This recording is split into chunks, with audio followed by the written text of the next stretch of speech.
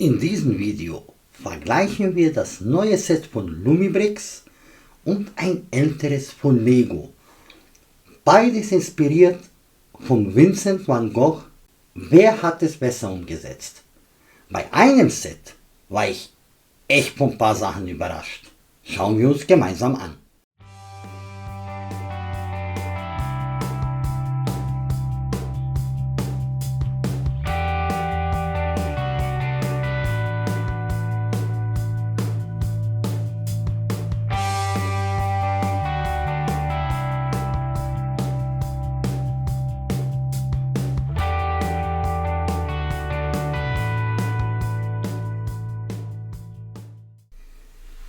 Hallo und willkommen auf meinem klemmtastischen Kanal. Ich bin der Damir und heute machen wir ein Vergleichsvideo. Zwei Sets inspiriert von Vincent van Gogh, einmal von Lumibrix und einmal von Lego. Und wir werden dann schauen, wer besser abschneidet. Einzelne Reviews werde ich von beiden Sets machen. Ihr könnt mir gerne in die Kommentare auch schreiben, welches euch am Ende besser gefällt. Fangen wir mit den Boxen an.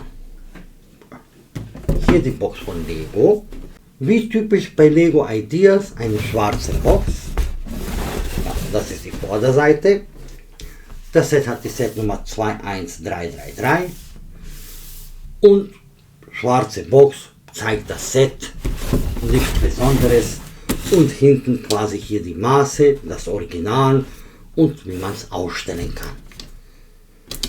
Und hier hole ich dann gleich auch die Box von Lumibrix, damit man sieht, die ist ein bisschen kleiner. Also minimal. Aber eigentlich dasselbe Design. Vorne sieht man genau, was man sieht. Hier hat man nicht mal das Bild von der originalen Vorlage. Man sieht halt so Lighting Mode 1 und 2.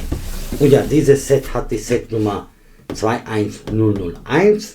Das Lego Set stand das ab 18 plus, das ist ab 16 plus.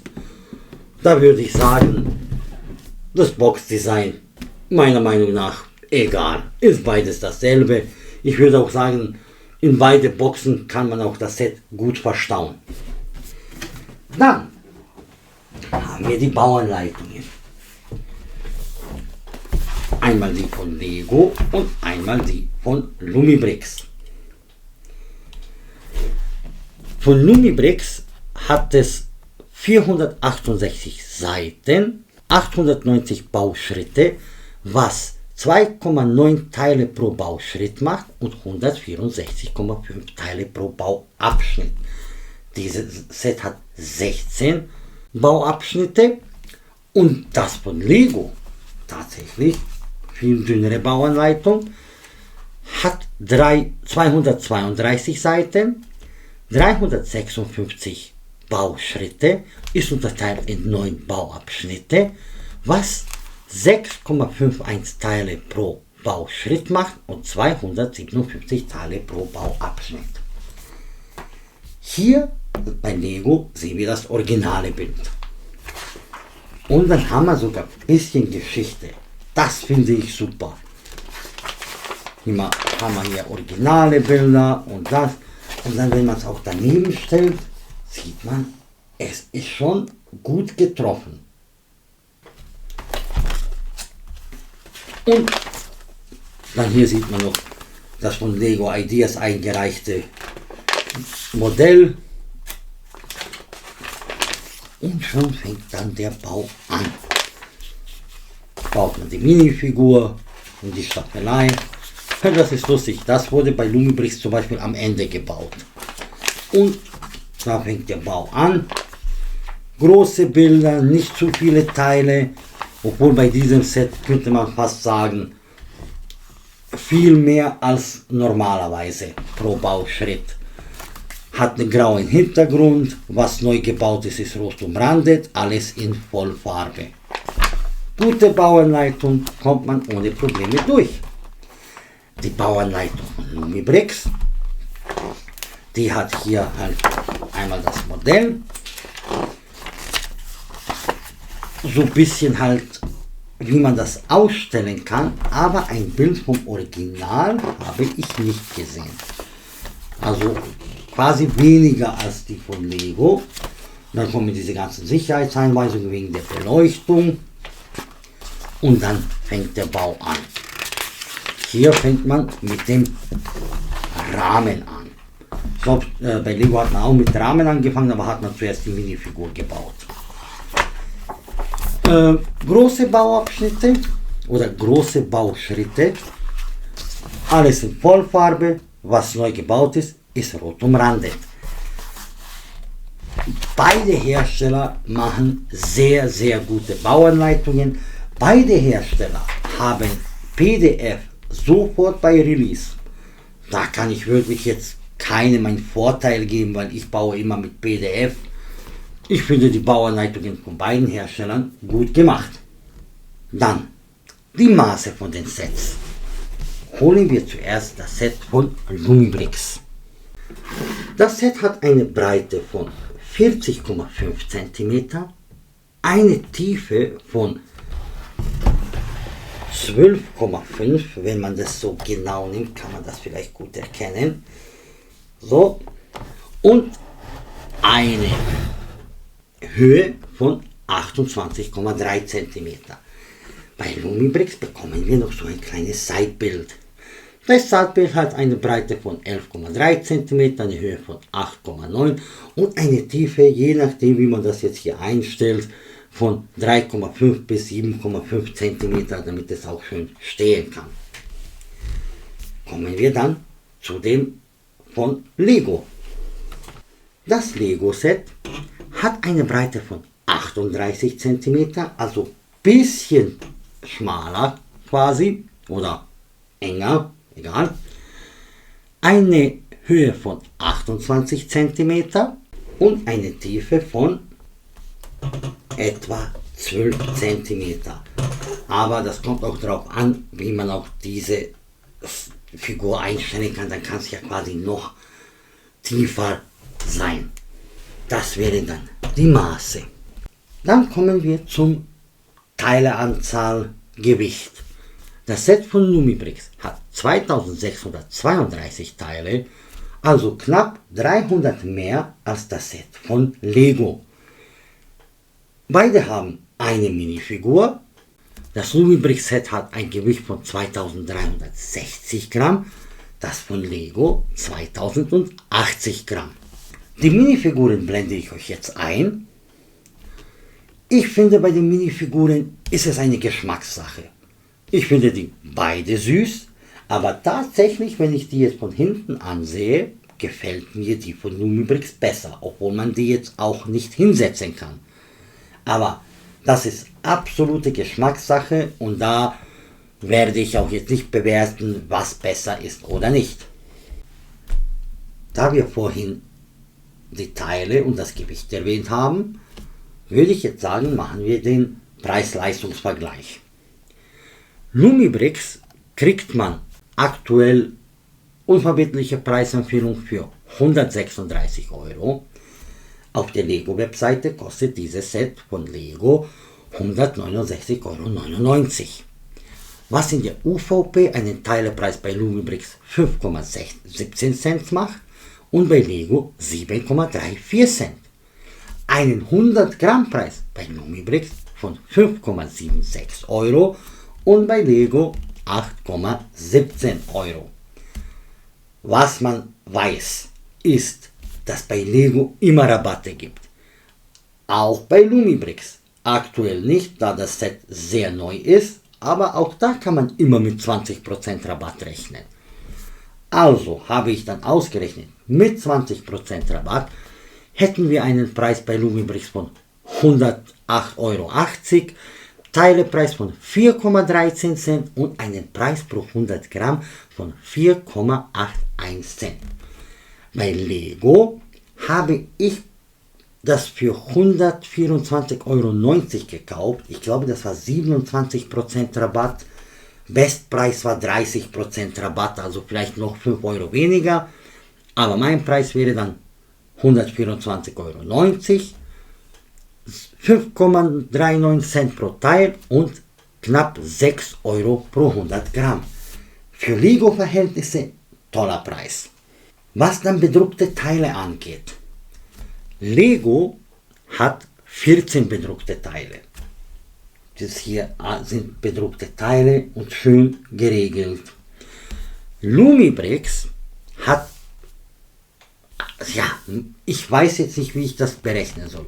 Eigentlich hat es ja 9 bedruckte Teile, aber bei denen kommt auch das dazu. Das ist ja auch ein bedrucktes Teil. Ob man das jetzt zum Set dazu rechnet, das sollte als Orientierung beim Bau dienen.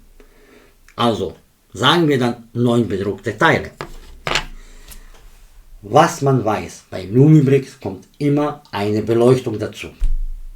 Bei Lego kann man eine dazu kaufen. Wenn man sie dazu kauft, da müsste man noch so 40 Euro noch dazu rechnen. Gerne könnt ihr mir in die Kommentare schreiben, soll ich dieses Set beleuchten und auch ein Review davon machen. Von beiden Sets wird auch noch ein einzelnes Review kommen. Ich würde dann mal das Lumibrix Set beleuchtet zeigen. Da das Lego Set nicht beleuchtet ist, wird es ein bisschen im Dunkeln bleiben. Dafür mache ich jetzt mein Licht aus. Und hier sieht man schon, wie schön es beleuchtet ist. Hier oben hat es so 4 LEDs und hier hinten ist alles so LED-Streifen eingebaut. Was cool ist und was mich halt überrascht hat, hinten gibt es so einen Schalter und man kann es dann, wenn ich ihn jetzt so finde, oder jetzt an dieser Seite, genau, und dann kann man so beleuchten oder so. Das war cool. Ich finde es so besser, aber wenn es jemandem zu viel ist, kann es auch schlichter beleuchten. Und wenn man es auf die Wand hängt, gibt es hier an der Seite, kann man das jetzt lesen ein bisschen, ja, und wenn man das quasi berührt, geht das Licht aus. Und wenn man es dann wieder berührt, geht das wieder an. Das fand ich super cool und überraschend. Wie schon gesagt, das Lego Set ist nicht beleuchtet und dann kann man halt auch sehen, ja, in der Nacht, obwohl es Starry Night ist, das Beleuchtete hat schon einen geilen Effekt. Da hat Lumibrix definitiv einen Punkt. So, machen wir wieder mein Licht an. Ich glaube, mit den Daten und Fakten sind wir jetzt durch und dann würde ich jetzt jedes Set einzeln so ein bisschen aus der Nähe vorstellen und meine Meinung dazu sagen. Fangen wir mit dem Lumibrix Set an und dann mit diesem kleinen Sidebild. Hier unten sieht man auch Vincent van Gogh, Wheatfield with Cypresses, 1889. Das baut man ganz am Ende, sehr süß, sehr nett. Die Bautechniken hier finde ich super. Ich habe mir auch das Originalbild angeschaut. Damals hat der Van Gogh noch nicht so sehr mit diesen Linien gearbeitet, sondern mehr so Kreise und so. Es ist sehr gut an der Vorlage getroffen. Beide Sets. Aber lassen wir es halt erstmal erwähnen. Sieht richtig schick aus meiner Meinung nach. Ich mag sowas. Was ich aber cool finde, ist, dass es halt jetzt nicht nur beleuchtet ist, nicht nur ein Bild ist, sondern dass man mehr Funktionen hat. Man kann auch, wenn man findet, das oben, das sieht so doof aus, das kann man einfach runternehmen und dann auch abstecken. Theoretisch könnte man ja damit auch das Lego-Set ganz einfach beleuchten, aber farblich passt es nicht. Dafür musste man das nur hier und hier rausstecken und dann runternehmen. Und fertig aus. Das fand ich auch super überraschend. Die Batteriebox ist hier versteckt und man kann es natürlich auch aufhängen. Wie ihr seht, keine Farbkodierungen. Und der Unterschied ist im Bau, hier baut man das auf Plates, 16x16 Plates, und man fließt es zuerst alles und dann baut man die Wolken und dann die weißen, also zuerst diese so hellblau, ganz helles Blau, dann weiß, dann grau und dann baut man hier das untere Fell. Die Bauerfahrung war gut. Als man hier ankam, war das bisschen langweilig, sag ich mal. In den Graufarben, oder nee, eigentlich in diesen Blaufarben, in diesen, sieht man minimale Farbabweichungen. Aber so, glaube ich, erkennt man es kaum. Oder? Vielleicht könnt ihr da versuchen, das bisschen besser zu sehen, vielleicht ohne Beleuchtung. Macht man das aus. So. Bisschen vielleicht kann man Farbabweichungen sehen, aber ich denke sogar, das stört nicht. Ich meine, Wolken sind ja ein bisschen unregelmäßig, aber das ist halt ein Qualitätsmerkmal. Steinequalität, Obrix, super toll. Wie schon gesagt, keine Farbkodierungen. Stabilität ist gut, das fand ich wichtig, weil das zeige ich gleich bei dem Lego-Set. Also das hält alles fest, das einzige was abfallen will ist halt der kleine Van Gogh. So, tun wir das jetzt auf die Seite und holen wir das Lego-Set. Hier ist der Rahmen deutlich dicker und das Bild sieht man sogar, da hat man noch ein bisschen Spalt. Also das Bild von Lumibrix ist quasi netto größer. Aber Bautechnik ist cool. Dieser 3D-Effekt, finde ich, bei Lego ist besser rausgekommen. Mit diesen Häuschen und der Kirche und dieser Baum. Die haben das gut hingekriegt, das mit diesen ganzen Streifchen, wie Vincent da gemalt hat. Super toll. Und diese Kreise und so. Brickbild finde ich super. Ob man diese bedruckten Teile, vielleicht dieses große musste jetzt nicht bedruckt sein, da hätte ich vielleicht die Brickbuild-Lösung besser gefunden, weiß ich nicht. Schlecht finde ich es nicht, aber ich finde es halt cool, wenn so ein Gemälde komplett Brickbuild gemacht ist. Was man sagen muss, das hier ist sehr unstabil, das will leicht runterfallen, man kann es auch leicht runterholen. Und da sieht man halt ein bisschen auch Farbkodierungen und so, das ist gar kein Problem. Aber das hält hier echt so ein paar Noppen. Und das ist mir schon ein paar Mal passiert, dass es gerne runtergefallen oder abgefallen ist. Wie wir alle wissen, Steinequalität bei Lego ist auch gut. Und hier habe ich keine Farbabweichungen gefunden oder ich erinnere mich nicht daran. Aber was ich mich sehr gut erinnere, ist, ja, das können wir auch jetzt so rausnehmen. Wenn ihr schon will, dann machen wir es. Dieser Bau von dieser Wand. Sowas macht keinen Spaß. Also da macht man immer eine Reihe, eine Reihe, eine Reihe. Ob das auch alles richtig ist. Bei diesen 3 oder 4 verschiedenen Blautönen, das war nicht einfach. Der Rahmen, super cool und stabil. Aber da ist auch echt viele Teile reingegangen, auch große Teile, super coole große Teile. Aber der Rahmen von Lumibrix gefällt mir dann halt mehr, weil er hat ja dann quasi, sie haben sich mehr auf das Bild selber konzentriert. Also ich bin jetzt nicht der Typ, den die Rahmen wichtig sind.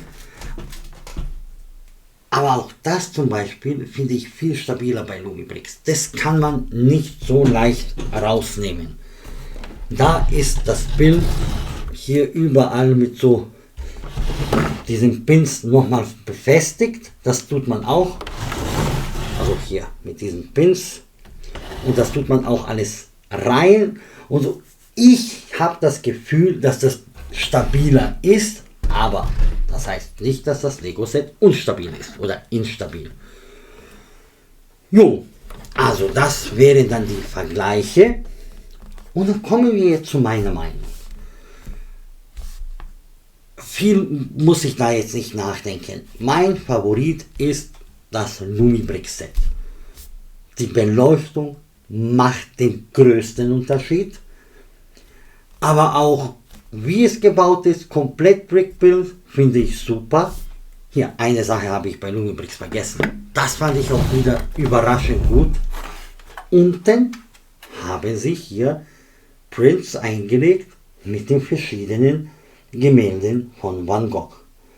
Das fand ich wieder super toll, als ich es gebaut habe, weil das einfach diese Detailverliebtheit zeigt. Dieses kleine Sidebild kommt dazu. Es sieht einfach toll aus.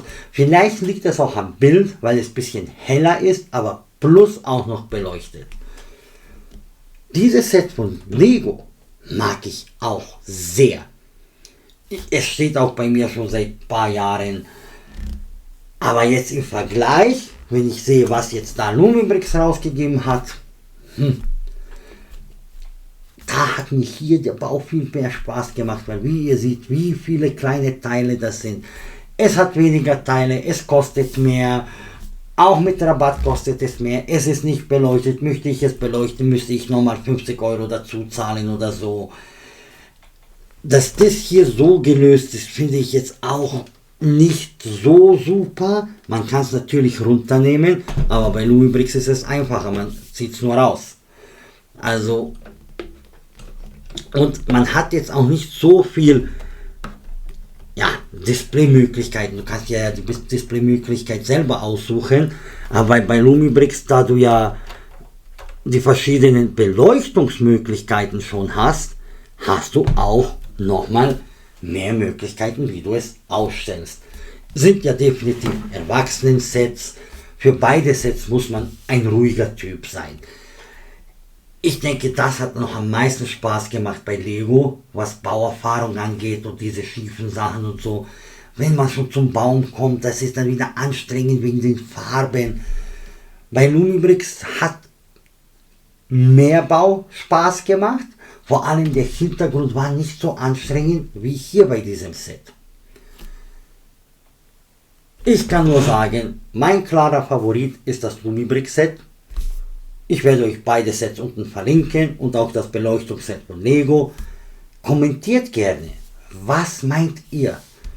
Und abgesehen auch jetzt so vom Preis, Leistung, Steinezahl und so, Gewicht, von der Optik her, bei mir definitiv links Lumibrix mit Beleuchtung, Design, schöner dünner Rahmen, großes Bild, Bautechniken, nein, es ist ein Bild, da muss man sich halt an die Vorlage halten. Ja, ich hoffe, die Vorstellung hat euch gefallen. Ich wünsche euch noch einen schönen Abend. Danke fürs Zuschauen und bis zum nächsten Mal.